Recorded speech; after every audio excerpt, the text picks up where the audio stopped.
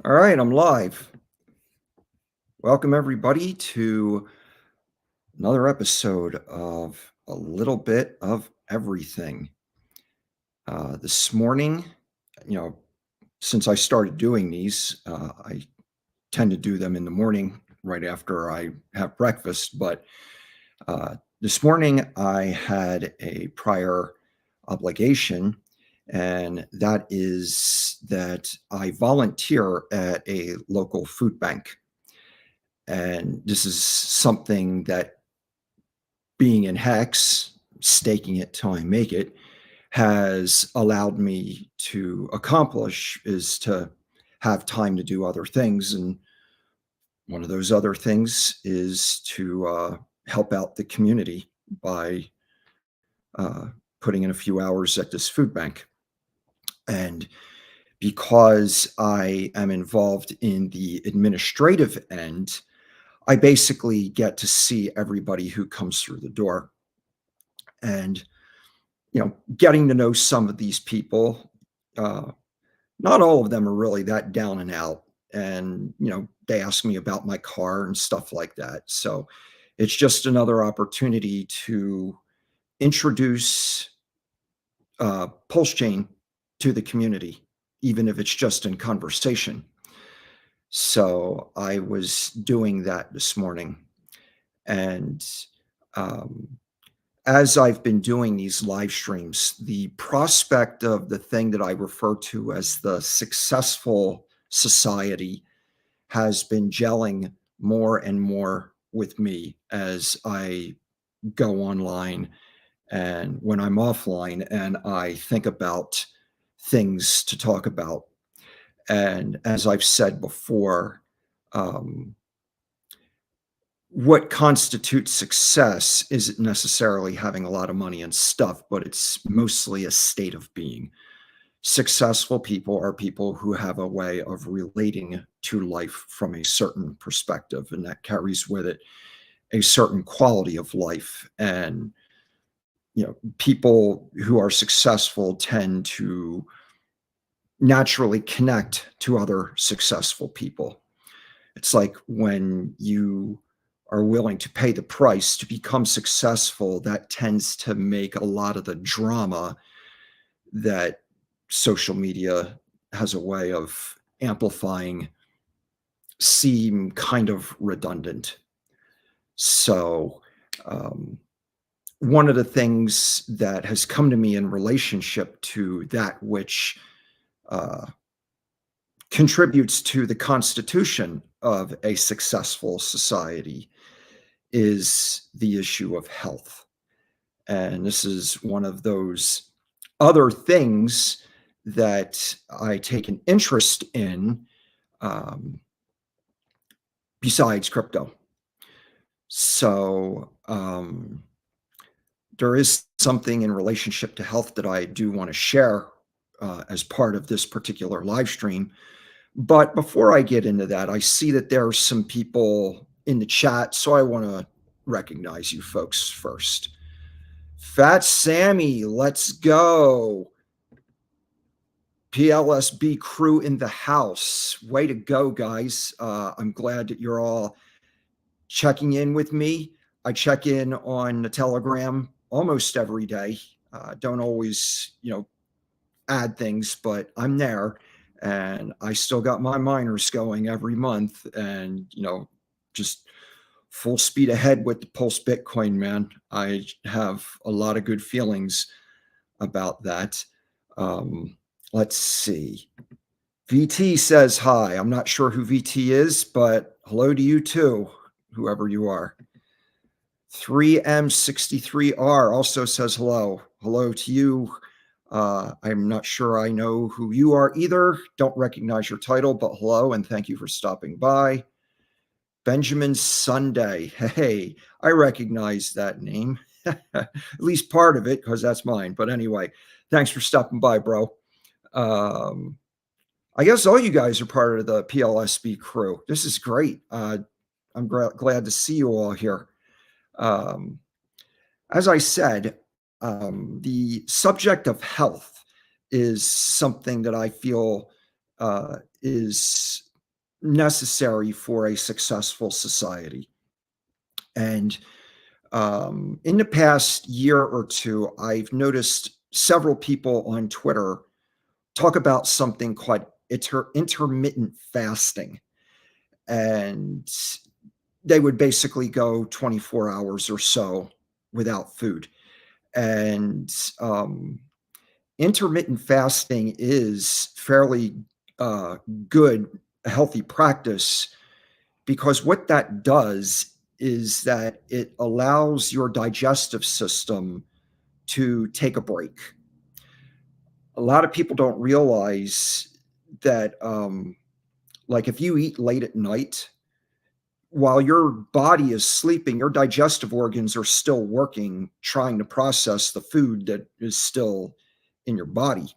And um, it's really detrimental to your well being for your digestive system to be constantly at work. And my own father passed away from colon cancer, and I'm fairly certain that one of the big causes of that was the fact that my dad just ate constantly. And um, so uh, you need to give your digestive organs a break. And intermittent fasting is a good way of doing that. However, I've had two times in my life where I actually fasted for 7 days on two separate occasions. And I'm telling you, if you think intermittent fasting um, has an effect on you, you ought to try going 7 days without eating, just drinking water. That's it. And, you know, the first 24 hours, okay, yeah, you can get by. The second day, you really start to feel your stomach starts to feel the effects of not being fed. And by the third day, it feels like you are literally being tortured. I mean, it's hell. And I remember the first time that I did one of these 7 day fasts. The third day, particularly at night, as I was trying to go to sleep, it's like I was just laying in bed because by this time I was so weak. I had so little energy that, I went to bed early and slept in late. And it's like I would just lay in bed and I would literally fantasize over McDonald's Egg McMuffins for whatever reason. That's just what I was craving. And as I was doing that, it's like my salivary glands went into overdrive and like literally my mouth would fill with saliva. And if I spit it out, I would just like collapse, but I couldn't fall asleep. And if I swallowed the saliva, it's like my stomach went into a rage. It was like there was this gremlin inside my stomach with a spiked club, just having a temper tantrum and smacking the side of my stomach, just cussing his head off. And I would just be in literal physical agony. However, by the following morning, which would have been the fourth day, it's like my entire digestive system just shut off. It just went dormant. There was no more pain. There was nothing. And, uh, when you get to that point, it's in a way, psychologically, it's like you're on a cloud because your body is no longer, um, rec- it's no longer focusing on your stomach and your digestive organs to find energy. Your body is now burning fat to acquire energy to keep everything else going. And, this is, I believe is a great way to address weight loss if anybody's interested in losing weight. Um, because your body is now relying entirely on burning fat in order to get fuel. And one of the ways that your body uh, acquires fat is by ingesting toxic material. When you put toxins in your body and they go in your digestive system deals with that by encapsulating those toxins in fat cells, and then they get deposited in different areas through your body. So when you are on a prolonged fast of more than 4 days, um, what happens is your body, as it's burning off this fat, your toxins are basically collecting in your intestines. Your body is starting to detoxify. And in my case, I really felt the effect of that in my leg muscles. Like the muscles behind my shins in my lower legs were just in this stabbing pain. And, um, you know, like literally, I spent all day either in bed or I would have to mentally concentrate for like 45 minutes to an hour just to focus the energy that I had to get out of bed and walk to my chair at my computer desk, which was only, just a few steps away.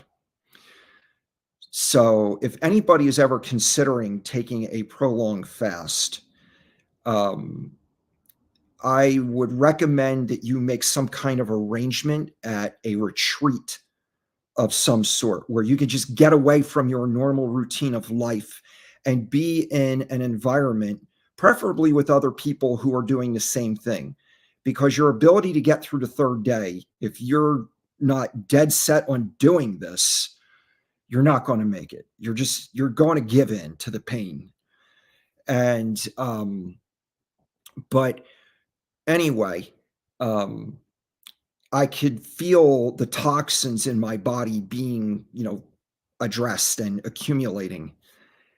And by day 7, um, a friend of mine who was aware of what I was doing stopped by and he brought me a quart of orange juice.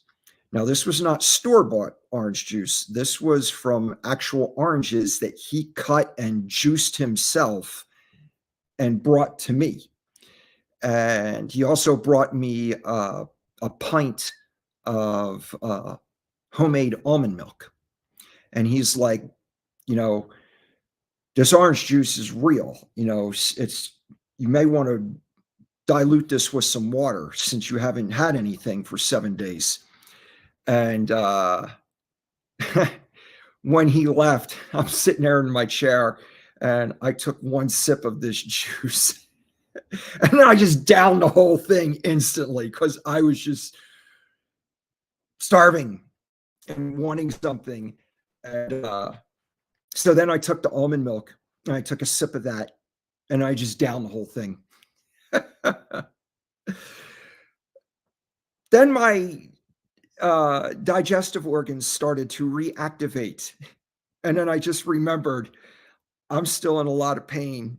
My legs are still cramped up and I don't have energy. And suddenly I had to go to the bathroom like really bad because all those toxins are like wanting to get out.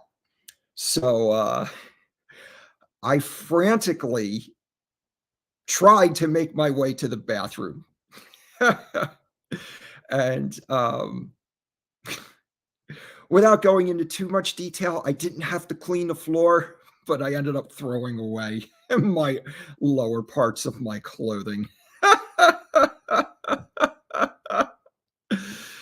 But it was worth it because having all of that removed from my body, it was like a whole reset of my entire body. I mean, it was like physically being born again. And it was like I just felt like a new person. And so now, from this point forward, if I was ever in a position where, I was dealing with a health crisis, whether I was overweight or if I was diagnosed with a really nasty disease like cancer or something, I would address that by first doing a prolonged fast, like 7 days or longer, and, seeing what would be the next step based on my own intuition, my knowledge of health, and just what my body is telling me is the next step. So, um, this is something that has come to me, uh, you know, after doing the live stream yesterday and knowing that I would be working at this food bank this morning, because there are people who come through the food bank that are, uh, they don't know what to do with all of the ingredients that they have available to them. So some of us who work there are working on putting together a cooking class and a little cookbook to help them make some of their own food from scratch. So, uh, anyway, before I go any further, I think that's all I'm going to say about the health thing for now. But I noticed that there's some more activity going on here in the chat. So I want to take another break to recognize some folks. Red Squirrel, thanks for coming back again. I remember you being in here yesterday. So good to see you, sir. And of course, Sandy, you made it. Yay. Good to see you. Uh, Too bad I can't enlarge your avatar on YouTube. That's the most revealing picture of you that I've seen as of yet. You're not wearing a hat or sunglasses there. Let's see. All right. Well, thanks for stopping by. If you can't stick around, that's cool. We can talk again later. But yeah. So uh that's that. Um I want to shift a little bit here. And, another element that I believe, uh, let's see, there's something here I want to address first. VT says you need to do a lot of mental preparation before you practice fasting. Oh, VT, now I remember you from the voice chat in the Pulse Bitcoin chat room. I know who you are. Uh, anyway, yes, you do need to do a lot of mental preparation before you practice fasting. Yeah, I would totally agree with that. And also, like I said, if you're going to do a prolonged fast, you really need to do it in an environment that is conducive to doing that. If you're employed or if you own a business, you got to be able to step away from it for about a week, because it's just, you won't have the energy, especially if you work in like retail. You're not going to have the energy to just get up and walk around and interact with people. I mean, if you work from home and you can work from your bed on a computer and your phone, that's one thing. But if you're active, nah, you gotta, not only do you have to be mentally prepared, you have to be physically prepared. But um, another aspect of the what I call the successful society is the role that the economy plays. And this is another element that I touch on my live stream each day, is by talking about decentralized finance, pulse chain, some kind of digital asset. As I've said before, my top three assets that I've been talking about on these streams have mainly been Hex, Com, and Ink. I'm giving a lot of shout out to Pulse Bitcoin because there's so many Pulse Bitcoin people here joining me today. Well, one thing I did wanted to talk about specifically on this particular stream in regards to finance is the role that the T-share plays in the HEX contract. Um, Hopefully, I get to go back east this summer, and I'm going to be, if I do, I'm going to be visiting with one of my best friends from school and possibly with his dad and stepmother that I mentioned in the first episode of these streams, um, because I haven't seen them in many years. And I want to tell them about Hex and everything that I've been doing since, getting involved in crypto. And a way that has come to me to explain to them what Hex is, and particularly the T shares, is that um, in legacy finance, we have the Federal Reserve, which is the source for the ink and paper that we generally call money. And the Federal Reserve, the board, they make decisions to inflate the money supply, at their discretion. And that inflation is given to somebody other than me and you. And I don't know about you, but to me, that sucks. Uh, so when you're dealing with something that sucks, you really have just two choices. You can complain about it or you can do something about it. And in our case, Richard Hart has done something about it by inventing Hex. Because the way Hex works is that Hex inflates like the Federal Reserve, but it doesn't inflate arbitrarily. It inflates at a fixed rate of 3.69% per year. And that inflation is distributed to the T shares that are in existence. So basically, people who hold T shares in Hex are comparable to people who would hold shares in the Federal Reserve if the Federal Reserve was publicly available, like assets on the stock market or securities on the stock market. But unfortunately, that's not how the Fed works. The Fed's private. You can't hold stock in it. So if you want to benefit from the inflation, you got to go to some other bank and you have to take out a loan that you get charged interest on. So it's like, in simplest terms, Hex is basically a digital version of the Federal Reserve. And I remember Richard making some memes at the very beginning, like right before Hex even launched. It said, in Hex, you're not the bank, you're the Fed. And that's how that is. Because if you're a T shareholder, you are a recipient of the inflation. And, I've talked about in a previous stream here, the issue that I've run into recently with the Libertarian Party. And that is that most libertarians are what you call subscribers to Austrian economics. And what that means, in one of many ways, is that inflation is evil.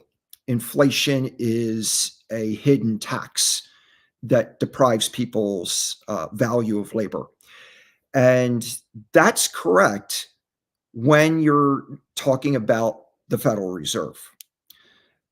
But it's not the inflation itself that is evil. It's how the inflation is distributed that opens the door for evil.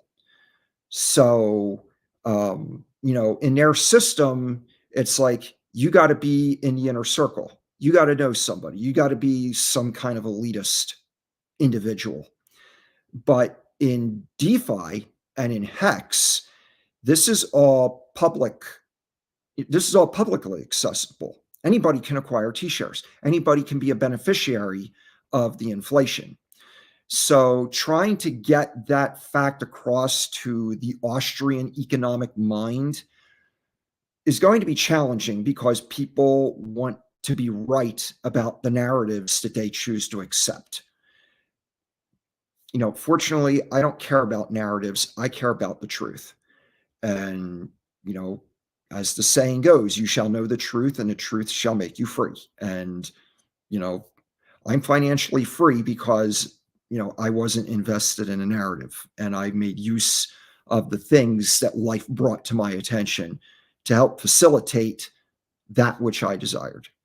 So I want to take a brief moment here and recognize Mr. Shahram Kaiwanfar, if I'm pronouncing that correctly. That sounds like some Asian name. Sounds like you're from like India or Bangladesh or maybe Pakistan. Hello there. Welcome to the live stream. Just kind of kicking it here about all kinds of stuff that makes what I call a successful society. So at this point, I want to take a moment to do something that I do in each episode here that I call the Hexagon of the Day Award. This is a very prestigious and highly coveted award. So I think that I basically give to some hexagon every day. And my criteria for pointing this individual out is it's based on a lot of things. It's not just, trying to win over somebody's attention. It's more personal than that. So far, the people that I have given this award to are all people who are not really content creators, not at least not regularly. And they tend to kind of be in the background, as it were. They'll get involved in Twitter, for example, but they're not in the forefront of the Hex community, just doing content and stuff. But the person that, and I already know who I'm going to give it to the day before, so it's not like I just make it up on the spot. And the person that I'm going to recognize as the hexagon of the day is someone that first started talking to me through Telegram. And I don't remember the first time we met in person, but we have met up on a couple of occasions. And the most noteworthy occasion that this person I met up on was last summer. He flew in here from out of state to take me to a concert. It was his treat. He bought us tickets to go to this concert.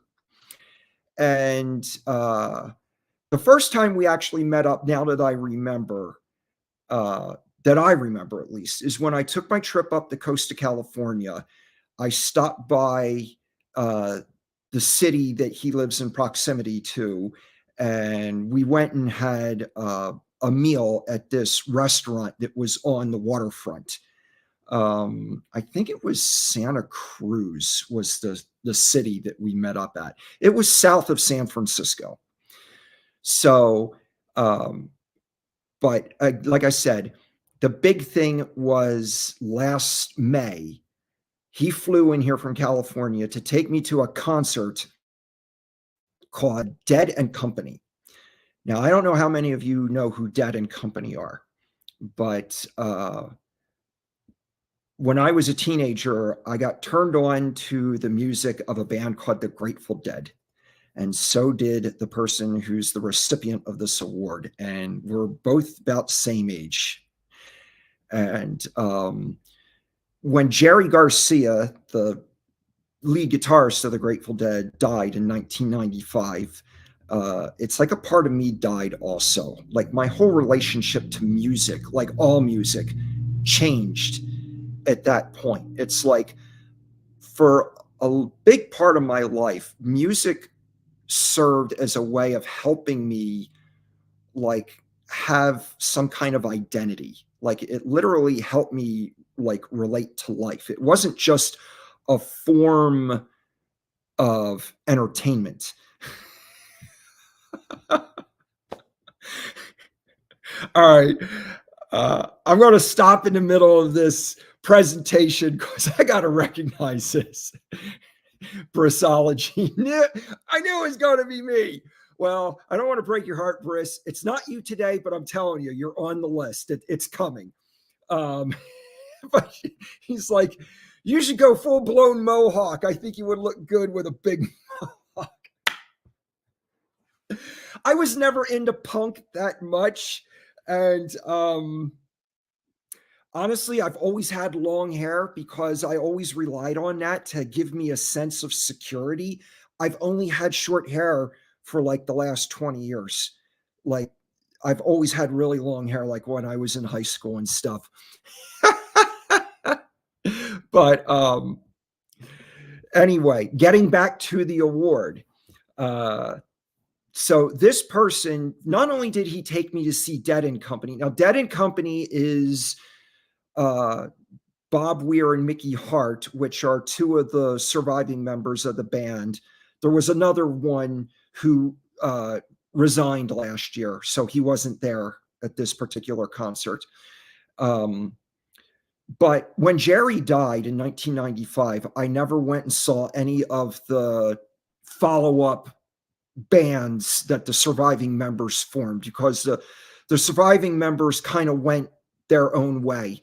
And then they kind of reunited here and there. There were a lot of iterations of the band afterwards, but I never went to any of them because, like I said, my whole attitude towards music changed after Jerry died. So, however, when this person invited me to go see Dead and Company in Phoenix last summer, I'm like, yeah, let's go. I'll go. So that was one thing. And then this year, just a couple weeks ago, a friend of mine in Sedona, someone that I onboarded at the very beginning of Hex, she recently had a stake expire, and I helped her end her stake and help cover some of the gas fee on the Ethereum side. And as a token of her appreciation, she bought me a ticket for her and I to go see a Grateful Dead cover band down in Phoenix called Dark Star Orchestra. I'm like, yeah, I'll go. Why not?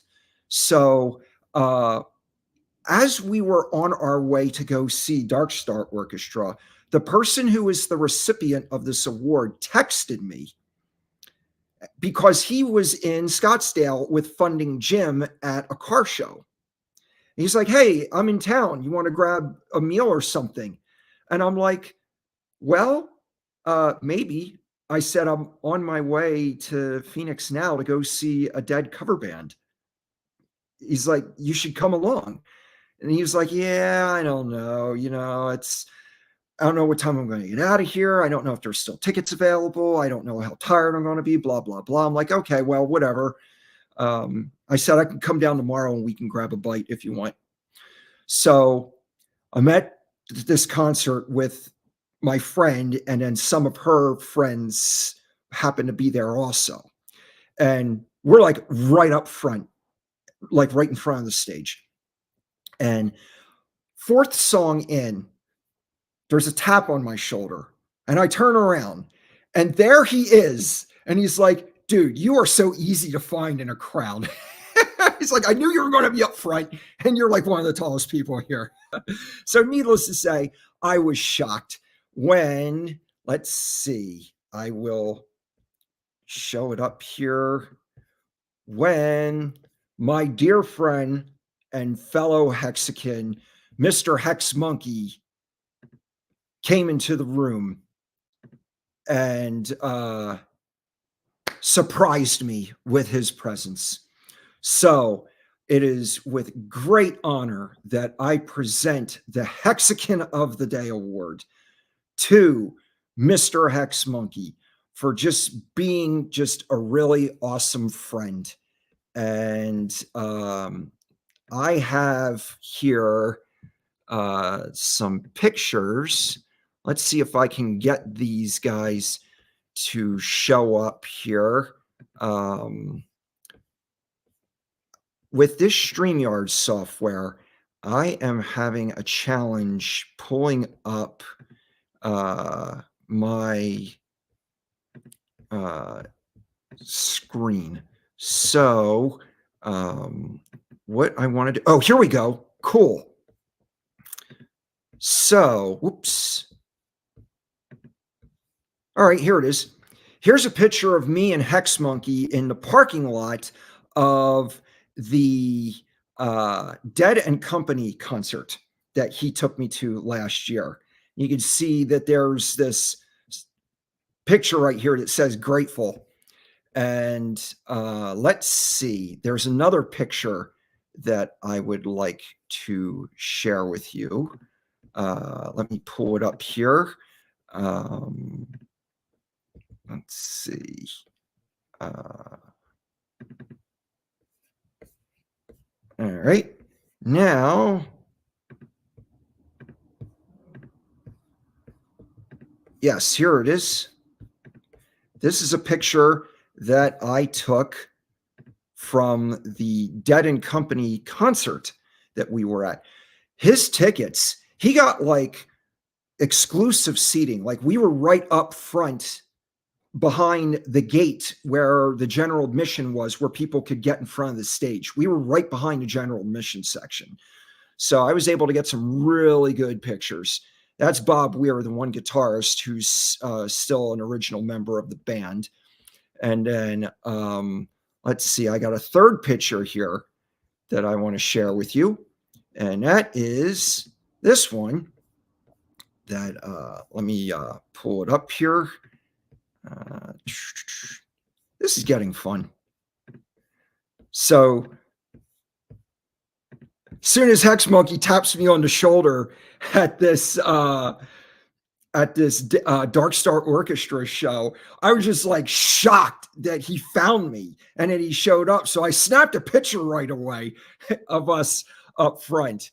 So yeah, Hex Monkey is one of those people that just makes the Hex community something that is worth being a part of. And with that, I want to address in the chat Mr. Escatar, who says howdy. Mr. Escatar, in case you weren't aware of it, you were the recipient of the Hexagon of the Day Award yesterday. I didn't let you know. Sorry. You're kind of finding out a little bit late. I'm just getting started with these live streams, so I'm just getting into the hang of all of this. But thank you for stopping by.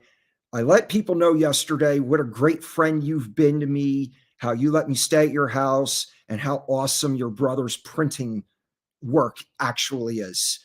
And I'm probably going to do something to advertise your brother's business here in the near future, because another thing that I want to introduce to this live stream that contributes to the successful society is to highlight different businesses that are doing things that are either, helpful to Hexagons or run by Hexagons, or are doing something that is just contributes to the community, even if they're a no coiner. For example, I have a whole list of businesses that are donors for the food bank that I work for, and I'm going to advertise some of these businesses in the future, just as a way of giving them a shout out. And if anybody ever comes through this area, They may remember that I mentioned them, for example. So, um, so that is the Hexagon of the Day Award. So, um, another thing that I guess I'll shift gears here a little bit. And, I was talking about the Federal Reserve earlier and how Hex is a digital version of the Federal Reserve. It's interesting that if you read in the Constitution, in Article 1, Section 8, it talks about the powers of the Congress. What does the Constitution authorize them to do? And it's very interesting. The word Constitution, the definition of the word Constitution is state of being.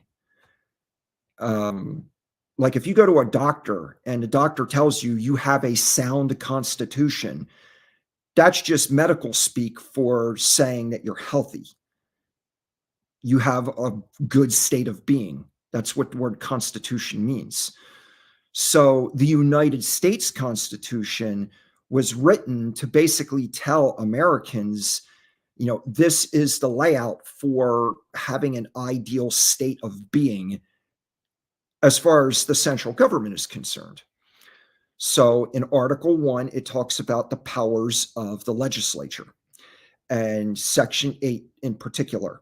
And one of those powers is to coin money and regulate the value thereof. And you got to keep in mind that when the Constitution was written, those people didn't have the internet. They didn't have telephones. They didn't have radios. The only way, they barely had a postal service. So in order for people who lived in various locations, various colonies, in order for them to engage with one another across state lines, they had to elect representatives who could meet in one central location to discuss the matters at hand that affected the constituents in the other colonies. So there was the need for a representative government. And part of that was the role of money printing, to help facilitate interstate trade. So basically, by the citizens electing representatives to function in their behalf in a central government, part of their job was to determine the money supply to make the economy work, because essentially the citizens owned the economy because they elected representatives to go serve on their behalf in this central location called, the United States Congress. So that way, all the prices essentially would be fair under that system, because the representatives would be able to speak with representatives from other state and say, hey, my people are putting forth this much labor to produce this much product. This is what we want in exchange for what we produce. And then the representatives from other states can say, okay, well, this is what we're producing and this is what we want in exchange. So then they could negotiate a price, and then the Treasury would just print the money to facilitate the economy. Well, what happens over time is that the money printing power that was originally given to the Congress was taken over by another entity. And what a lot of people don't know is this change between powers went forth several times throughout the course of America's history. And there is a movie it may still be on YouTube. It's called The Money Masters, that is narrated by a man named William Still. and he just breaks down the whole financial history of America just very well and in great detail. I mean, that movie's like 3.5 hours long. I mean, it's tremendous. But what appeared to be the final iteration and the end of this exchange of power evidently ended in 1913, when the power to coin money and regulate the value thereof was Congress basically surrendered it to this central bank that we call the Federal Reserve.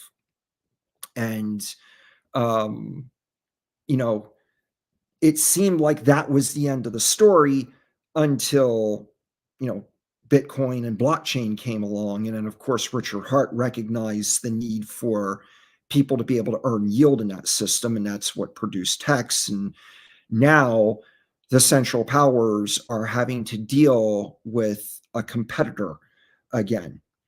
So one of the points that I wanted to make in bringing this up, because I've talked about this stuff before and I don't want to sound redundant, but the ultimate point is because we have the internet, because we have tools like Zoom, for example, or, YouTube, uh, we don't really have to rely on uh, central government the way that we needed in the past.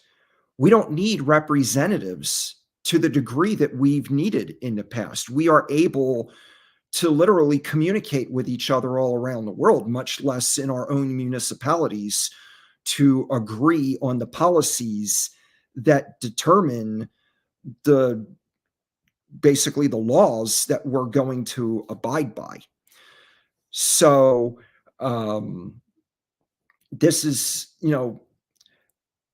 I believe that as people realize this and make use of these decentralizing tools that we have available, that this is another thing that will help contribute to what, again, I keep calling the successful society.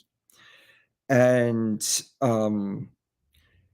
this again gets back to the issue with different states wanting to be independent of the federal government, like Texas and New Hampshire.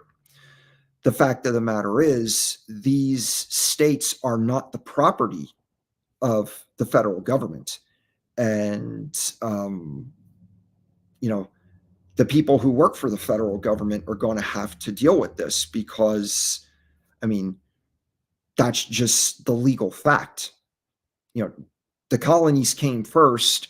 They agreed to have a central government. The central government was created to serve the colonies, not vice versa. So, every day just seems to be more and more revealing in regard to all of these things. And of course, this is what's making streaming about it fun. And, I've already had at least one person offer to, come on stream with me to have a dialogue. And I'm going to get around to that eventually. Like I said, this is only my 4th day streaming and I'm still getting the hang of it, but I'm enjoying it very much. And hopefully, those of you who are watching are benefiting from this as much as I am. But let's see. I want to take the time to acknowledge a couple more people in chat. Vin, NI3. Same to you, brother. Right on. Your logo looks familiar. That's a logo for an asset, but I don't remember the name of it. But anyway, thanks for stopping by. Hexbuffer SF. Hi, I'm catching up halfway on the life. Well, thank you for stopping in and catching up. It's really a great time to be living in. And so anyway, Let's see. I want to check something else here. Oh, yeah, there was another thing that I wanted to bring to everybody's attention. And let's see. Wanted to share with you the fact that there is a poll that is going on right now. I'll share it here on my screen. Let's see. Yes, here we go.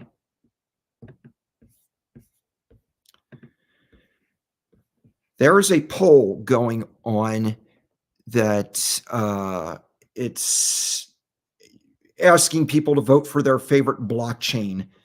And it was originally posted by Hexalina Pulsalot, and there's the actual link.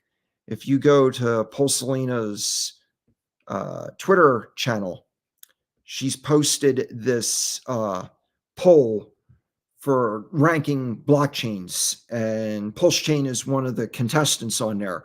So if everybody can go there and vote for PulseChain, uh, let's let everybody know who's number one in this house. So that was that. And let's see, I got a response here. It's Pulse Reflections on the Pulse chain, but I am also supporting Pulse Bitcoin on ETH. So am I. I'm still mining on ETH and Pulse chain, and I just have a feeling we're going to see an explosion happen in that price chart. I feel it. I can't tell you why, other than it's just intuition. But anyway, so this is what's going on with me right now. I'm looking for something else in relationship to current events, because that's another part that I want to make as part of the platform here. I basically, as of now, I have 6 subjects that I have on an outline that I want to talk about each day. And I figure if I can talk about each one for 10 minutes, that would make a 1-hour show. That's basically my goal. And then depending on what kind of engagement there is in the chat will determine, if I go beyond that. And since I'm just getting started, it's a little challenging, with the chat part, because I'm not really doing anything to promote this. I'm not begging for attention. I'm not begging for followers, because I look at it this way.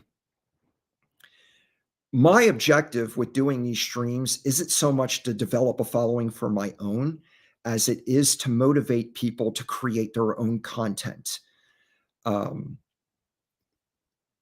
I would rather see more content producers. If I had to give up followers because they went on to do their own thing and they didn't have time to check in on me, that's okay. I'd rather see more content than more personal followers. But I do appreciate everybody that does stop by. But because I look at it this way, as long as we are all on the same page as far as, like, how we relate to life and how we relate to one another, that's where our real power lies, rather than just, having a big following. So anyway, with that, I've just been looking through Twitter here, and to see if there's anything else in relationship to something that I would consider current events. And unfortunately, I didn't prepare myself enough for this part. I don't have anything right off the bat. And as I'm scrolling through here, I'm not really seeing anything that is exceptionally noteworthy. I mean, there is the fact that the Fox wallet has recently started showing the dollar values of our Pulse.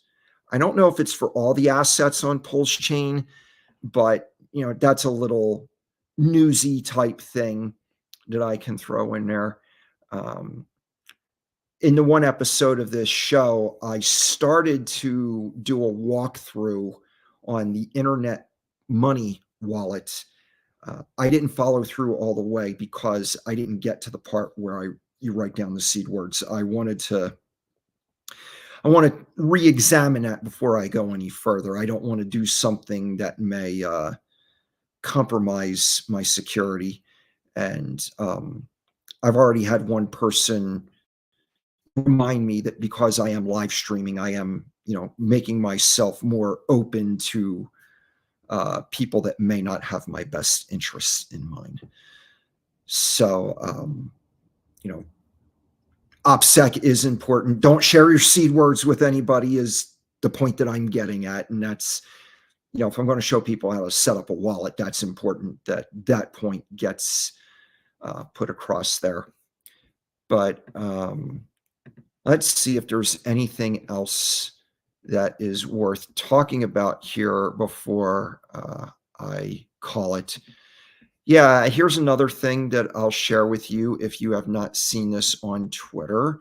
And that is the fact that Coinbase is now listing Richard Hart's assets and price charts, which you can't actually buy them on Coinbase, but the fact that they're listing them there is enlarging the public exposure. I personally am a bigger fan of Coast, as I've already talked about in a previous stream. And with Coast, the nice thing with Coast is that you can directly buy fiat to a Pulse Chain asset directly. Like you can literally swap dollars for Hex. You could swap dollars for ink. No, I don't know if they got ink on there. You can swap dollars for Hex, dollars for Pulse instantly. In other words, you don't have to bridge them over from Ethereum. So, my main go-to as far as fiat on-ramp, off-ramp is Coast. Now, granted, most of my assets that I deal with are on the ETH side, so I'm still using Coinbase personally, but I certainly would refer people to Coast. And also, if you sign up on Coast, you can get a ref link, and you can save on transaction fees by referring people. So that's cool that they have that option available. So otherwise, I'm not sure. Oh yeah, another thing that was brought to my attention today. Let me see if I can. I don't know if Brandon. I don't think Brandon. Oh, here it is. Yeah. If you are a holder of the Texan token, somebody that is associated with the Pulse Alorian has created a meme coin on top of Texan called Ranger X. And apparently, this has already been distributed to people who have Texan staked. All you have to do is import the contract address. I don't know what that address is. I haven't looked at this beyond this tweet. It's just something that popped up today that I thought was kind of neat. I really don't know anything about it apart from that. I'll probably look into it, but I thought I would just give a shout out to that. Like I said, I know nothing about it apart from that tweet, so I can't necessarily recommend it or say that it's good or bad. But anyway, So I made it to the 1 hour mark. Yay. Uh, so I think I am going to bring things to a close for today. If anybody in the chat has any closing remarks that they would like to make, speak now or hold your peace until tomorrow or whenever I see you again. So, anyway, I do want to thank everybody for taking the time to watch my stream. And I will probably be on again in the morning and have some more stuff to talk about. So, peace to you, Vinny3. All right. Okay, everybody. It was real. It was great. And again, thank you for stopping by. And I will see you all tomorrow. Bye.